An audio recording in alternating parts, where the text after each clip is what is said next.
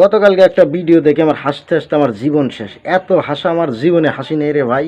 কখনো জ্যৈষ্ঠী, কখনো আষাঢ়, কখনো রোদ, কখনো বৃষ্টি। কি যে শুরু করছে বাংলাদেশের দুই ক্রিকেটার, লিটন দাদু আর শান্তি রহমান, বাংলাদেশ দলের অন্যতম সেরা ক্যাপ্টেন। ক্যাপ্টেন কি করতেছে? লিটনরে ব্যাটিং প্র্যাকটিস শিখাইতেছে। লিটনরে বলতেছে ডানে মারবি এইভাবে, বায়ে মারবি এইভাবে, স্ট্রেট ব্যাট চালাবি। লিটন সেই দিকেই ব্যাট চালাচ্ছে। এখন ওস্তাদ কিন্তু শিখাইয়া শিষ্য কি করছে? শিষ্য গতকালকের ম্যাচে ছক্কা মারছে, 6 রান করছে। আর ওস্তাদ কি করছে? ওস্তাদ ওস্তাদ কি করছে? ওস্তাদ গোল্লা পাইছে। মানে যতটুকু আসিলে ভিতরে সব তো দিয়ে দিছে, ডানে মারো, বামে মারো, স্ট্রেট মারো, সব দিয়ে মিয়া শেষ ম্যাচ কি করছে? শেষ ম্যাচ জিরো। বড় একটা গোল্লা পাইছে সৌম্য সরকার, মানে সুমাইয়া সরকার আর শান্তি রহমান, বাংলাদেশ দলের ক্যাপ্টেন। আর এইটা যদি টিপসটা না দিল তা ওই 8টা রান শান্ত করতে পারতো, কিন্তু সেটা এখন লিটন দাসের দখলে।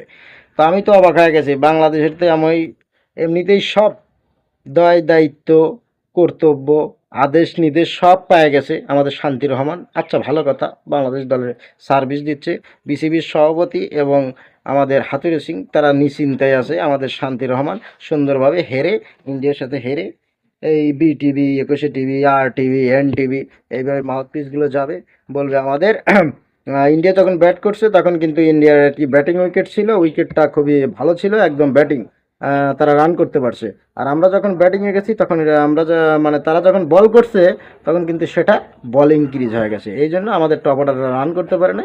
মিডিল ওভারে এসে লাস্টের দিকে আমাদের বুড়া মাহমুদুল্লাহ এবং বুড়ো চাচা সাকিব আল হাসান, তাদের অপরাজিত কিছু রানের কারণে বাংলাদেশ শেষ পর্যন্ত 122 রানের দেখা পায়। মাহমুদুল্লাহ রিয়াদ কত 40, সাকিব আল হাসান 30+, অসাধারণ। আই থিঙ্ক 28 রান হবে। তো দুই বুড়ো চাচার জন্য শেষ পর্যন্ত বাংলাদেশ কিন্তু 122 রানের দেখা পায়। তারা কিন্তু এটাই বলতে পারে, আমাদের শান্তি রহমান মাউথপিসে কিন্তু খুব সুন্দর করে কথা বলতে পারে।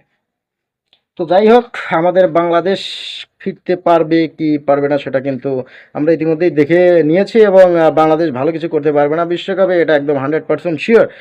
বাংলাদেশের শিক্ষা নেওয়া উচিত আমেরিকার কাছ থেকে, কানাডার কাছ থেকে। তাদের সাথে যদি খেলা হয় 100% বাংলাদেশ হারবে। গতকালকে যে ম্যাচটি হয়েছে, বাংলাদেশ কিন্তু যদি দেখে থাকে তারা কিন্তু লজ্জা অবশ্যই পাবে। তাদের তো লজ্জা নাই। লজ্জা যদি থাকতো তাহলে কি যুক্তরাষ্ট্রের সাথে পিটিপিটি 2 ম্যাচ হারছে নাকি?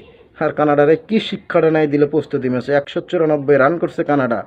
সেই রান মাত্র 3 উইকেট হারিয়ে, রানটা কিন্তু যুক্তরাষ্ট্র তার ঘরের মাটিতে তুলে নিল। টি-20 খেলা কারে কয়? আমেরিকার কাছ থেকে বাংলাদেশের প্লেয়ারদের, বাংলাদেশের বিসিবির সভাপতিরে এবং আমাদের বাংলাদেশের সেরা কোচ হাতুড়ে সিং শিক্ষা নেওয়াটা উচিত। যদি লজ্জা থাকে তাইলে পরে বাংলাদেশে কোচগিরি ছাইরা বেড়া শ্রীলঙ্কায় চলে যা। ফুরতে বেড়া সারা জীবনের ইতিহাসে কোনো রেকর্ডে একটা 6 নাই। তুই হয়েছিস বাংলাদেশের কোচ, বাংলাদেশের যে কি হয় পরিচালক, তারও তো বাংলাদেশের একটা 6 নাই। সে হয় বাংলাদেশের বোর্ড প্রেসিডেন্ট।